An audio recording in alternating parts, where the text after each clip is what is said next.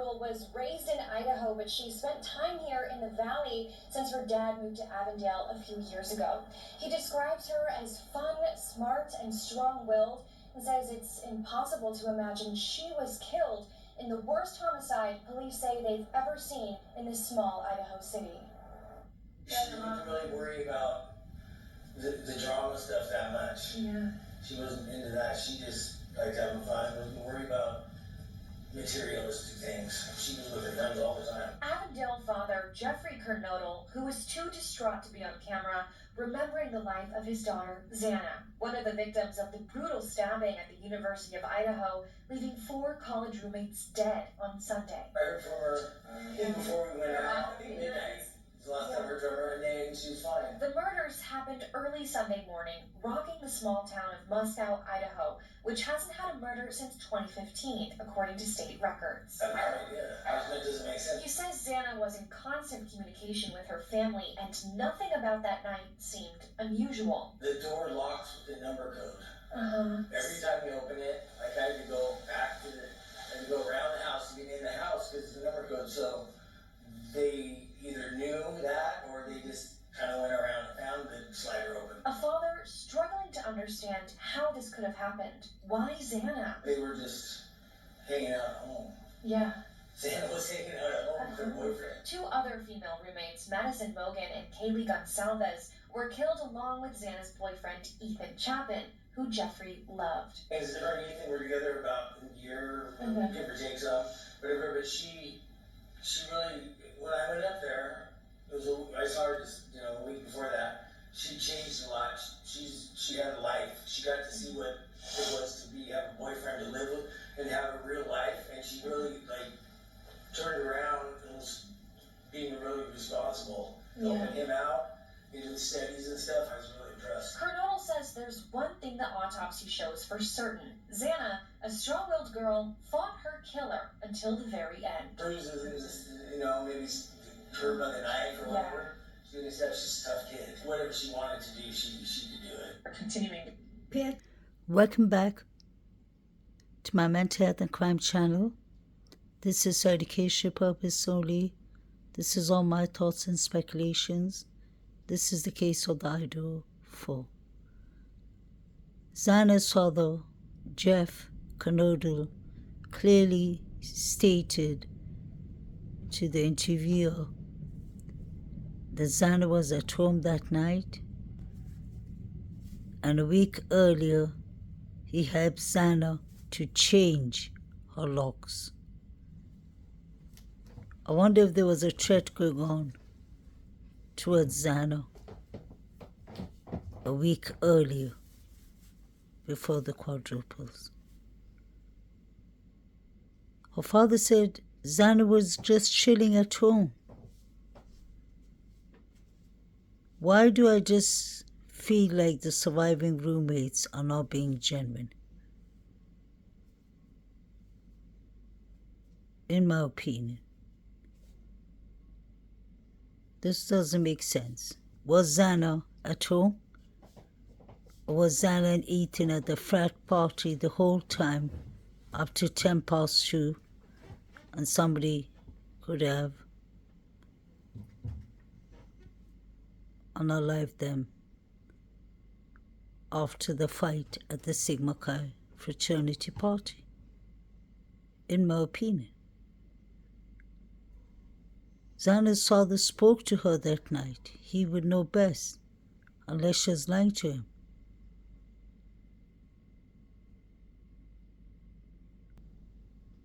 Back with me now to answer your viewer questions. And Brian, the first question comes from Patricia in North Carolina. Have a listen to what she wants to know. I had a quick question regarding Ethan and his former fraternity Sigma Chi. I heard that they were announcing a scholarship in his name, but I saw some people a little suspicious of the timing of this. What exactly are your thoughts? Did this feel quick to anybody else? Did this feel like the right time to do this? It's a really good question, Brian, because I know that it's been hard getting information from Sigma Chi members. It has, really, from all the fraternities and sororities. We've talked to a couple sort of people, students, off the record, basically, not off the record, but they didn't want to go on camera because they said, they were told not to speak, that not to talk to the media. They sort of got some of these fraternity and sororities on lockdown. It's interesting, Sigma Chi, which is right over there, we showed you last night. I can see it from here. There's something going on over there tonight. A lot of noise coming from the fraternity house tonight. This was interesting. Brian Entin said that there was loud noises coming from the Sigma Chi fraternity. And this was after, I believe, a week after the unalivings. They continued partying like nothing happened. All the frats and sororities. So was this a revenge unaliving? Now what is interesting is Brian Entin, who was boots on the ground from the very beginning, said that he tried interviewing the frats and the students, and they told them that they were strictly not allowed to talk to reporters, to the media. They were put on a lockdown. That's what Brian said. I wonder why. Were they trying to change the narratives from the very beginning? Just saying. Doesn't make any sense. Really good question, Brian, because I know that it's been hard getting information from Sigma Chi members. It has really from all the fraternities and sororities. We've talked to a couple sort of people, students, off the record, basically, not off the record, but they didn't want to go on camera because they said, they were told not to speak, that not to talk to the media. They sort of got some of these fraternity and sororities on lockdown. It's interesting, Sigma Chi, which is right over there, we showed you last night. I can see it from here. There's something going on over there tonight. A lot of noise coming from the fraternity house tonight. Question, Nicole on Twitter, I only got 10 seconds. Does the Sigma Chi house have cameras on the outside or even the inside to see who's coming and going? We didn't see any on the outside. I mean, they could have been up under the rafters or somewhere that we didn't spot them, but we went by a couple times and didn't see any outside. It's possible that they could have them inside. Yeah, well, I'll tell you what, I know of a lot of fraternity houses, sorority houses who got lots of cameras inside just to make sure that they have, for litigation purposes. Brian, stick around. The Sigma Chi president said that there was no cameras outside. The Sigma Chi fraternity made all the social media private from 2018 up to 2022 November, when the quadruples happened. Isn't that interesting? I've always had my eyes on the frats because they were doing the most that night. And the sororities. And the surviving roommates, in my opinion.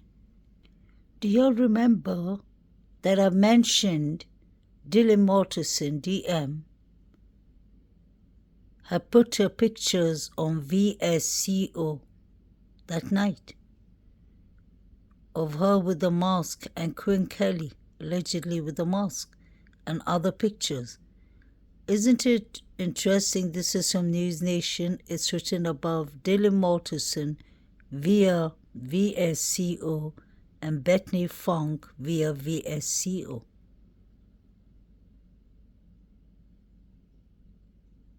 She was using VSCO to put her pictures on private. So far, we know that she was using Instagram, Snapchat, Yik Yak, which is a bullying app, Indeed app. She's pretending it was a casual Sunday morning and she's applying or fixing her CV references for work, an application. She's talking to her father. Her father is calling her back. Let's not forget, in Halloween, 13 days before the unalivings, DM did not look happy. When Maddie was sitting on her lap, pouring something into her mouth, looked like alcohol beverage, many people said that was hazing. We know that Maddie put her up on TikTok, and there was some serious bullying going on. She was gagged up in a room.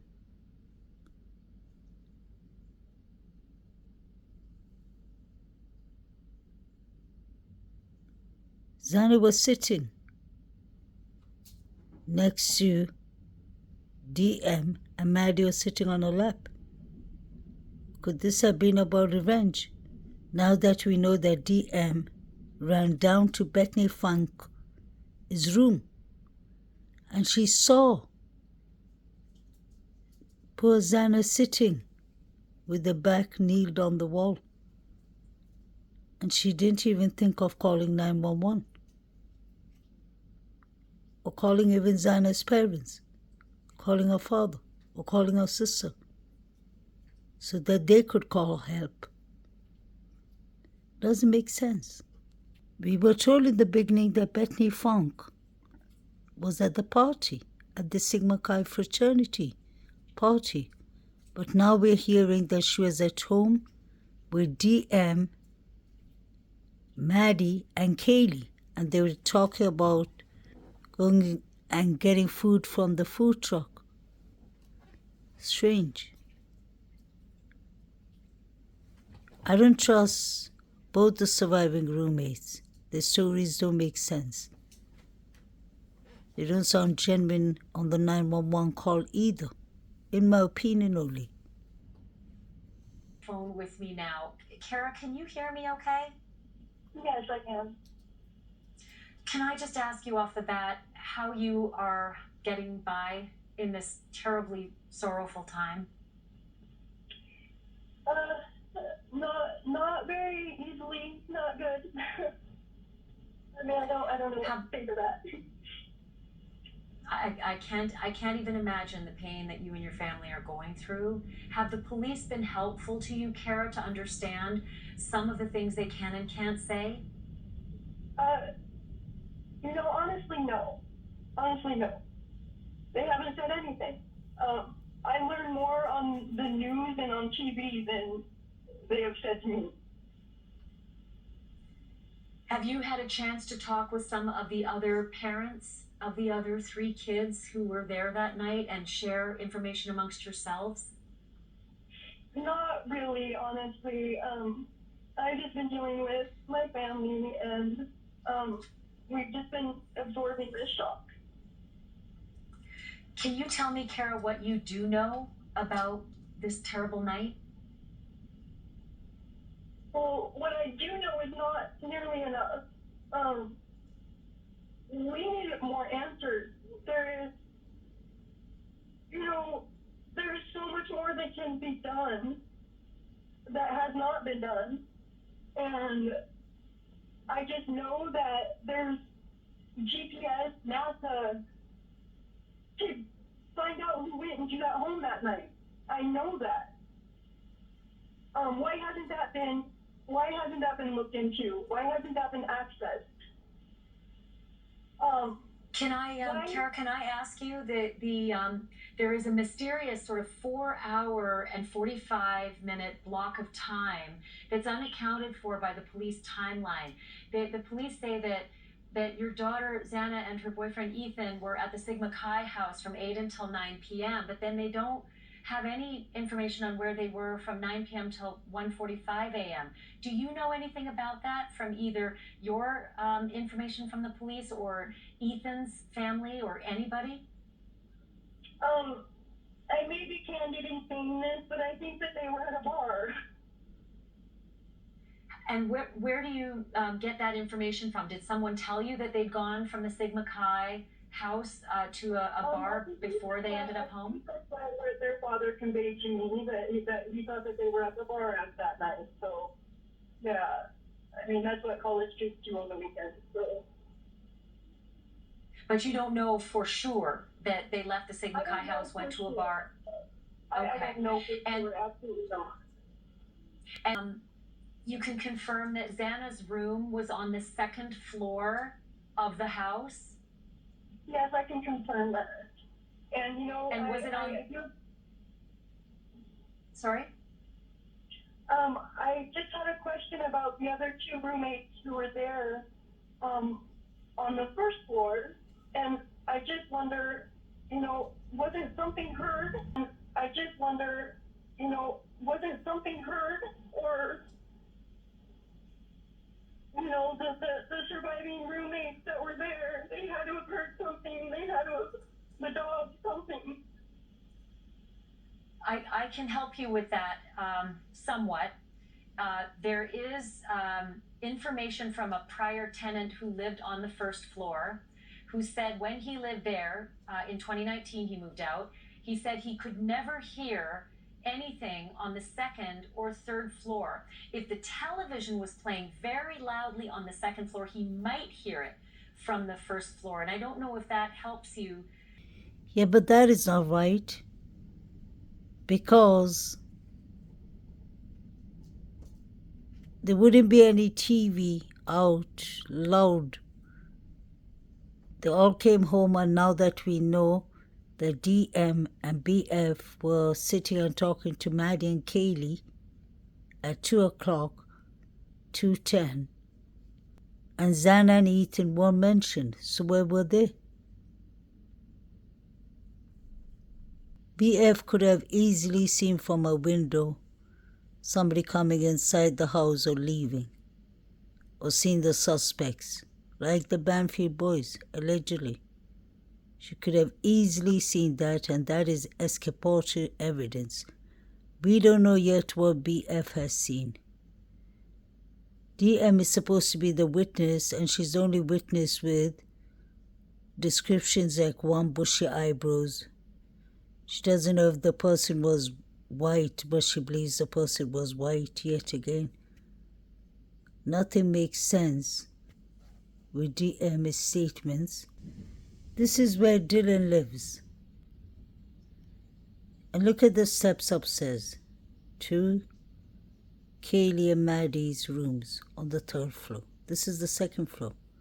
The living room is opposite the steps. It's on this side. What I'm trying to show you is DM would have definitely seen Koberger, or allegedly whoever she claims that she saw, face to face. Even if it was dark, the good vibes picture with the lights was on. DM ran downstairs to BF and she saw Xana sitting.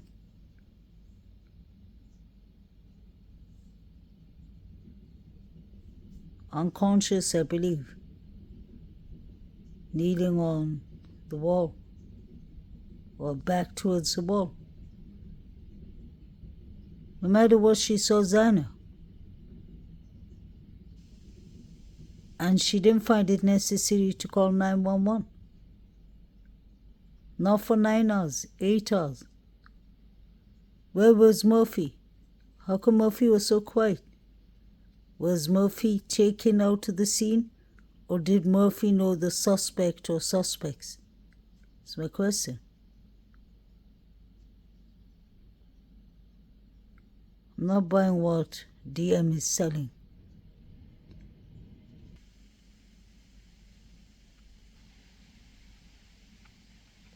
Could DM and BF have been involved for not calling the cops for 8 hours or 9 hours? Why was the front door left open? This doesn't make sense. Why didn't DM call for help? Why was she calling her father? Who's JM?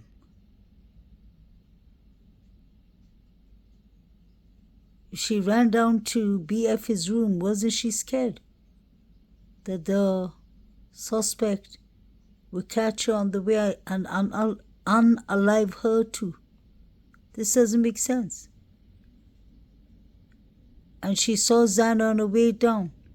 Xana's room was open, and she still did not call for help. Make this make sense? This is a federal crime, in my opinion.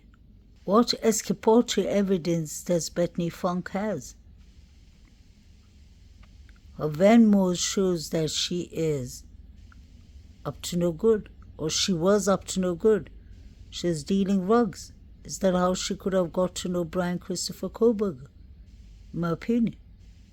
Just a question. And that is what we are all trying to figure out, what the police mean when they say they believe this was a targeted attack. They've gone back and forth about whether it was the kids inside the house or the house, and now they've really rested on the statement that they believe it's a targeted attack.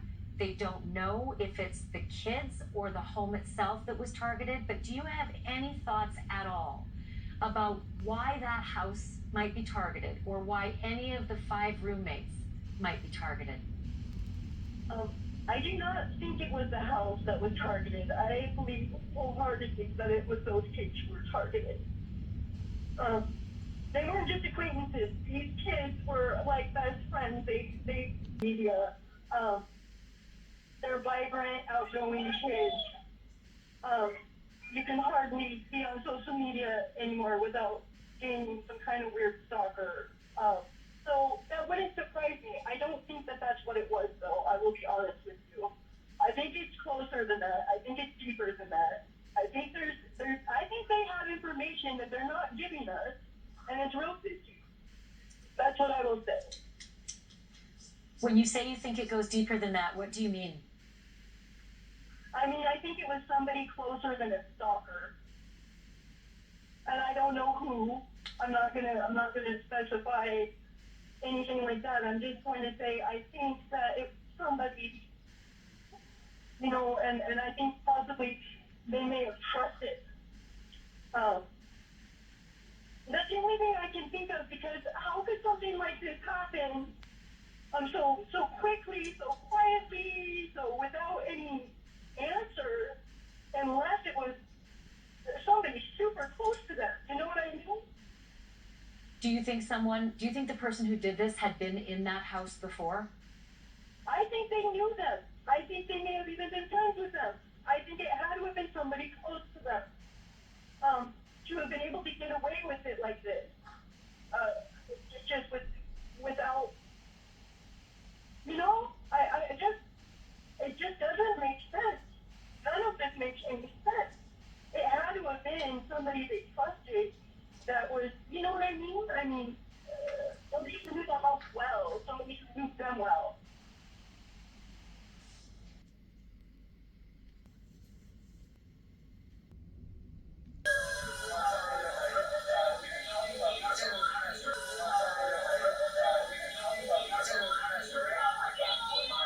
Clearly calling out Xana's name.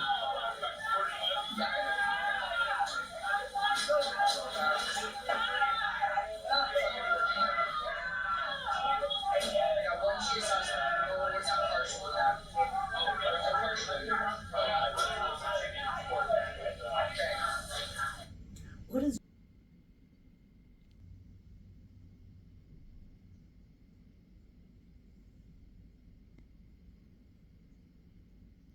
that Zana? Please like, share, and subscribe. Justice for the victims.